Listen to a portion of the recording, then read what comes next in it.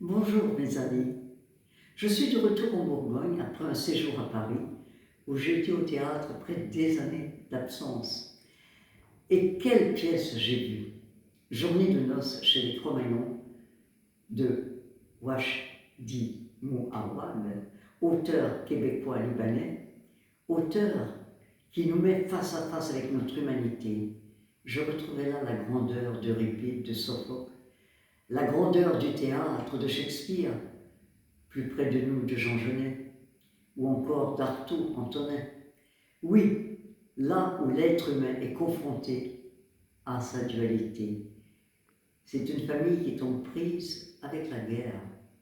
Or, si nous ne sommes pas toujours en prise avec la guerre, tels les Palestiniens et les Israéliens, nous sommes en prise à l'intérieur de nous avec des conflits familiaux qui se répètent de génération en génération, sans que nous sachions trop souvent pourquoi.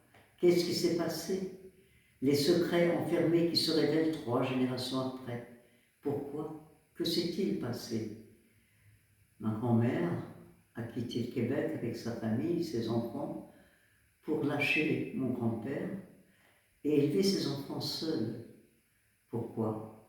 Il n'y avait pas d'écoute entre elle, femme, et lui, homme. Ma mère a quitté le Québec en 1952 avec ses 4 enfants. Pourquoi? Il n'y avait pas d'écoute entre mon père et elle. Donc comment trouver la paix?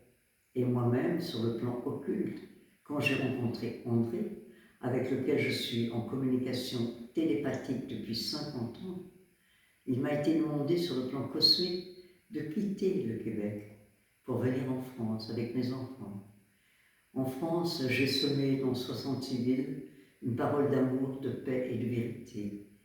En voyant la pièce de Wajdi, j'étais saisie d'émotion, bouleversée. Je sentais une parenté d'âme dans l'écriture, une parenté d'âme dans un mouvement intérieur où nous cherchons à sortir du conflit, où nous cherchons à être unifiés pour donner à la terre de la paix. Notre seul désir, c'est qu'aujourd'hui nous respirions la paix, ici en Bourgogne, ici sur la planète.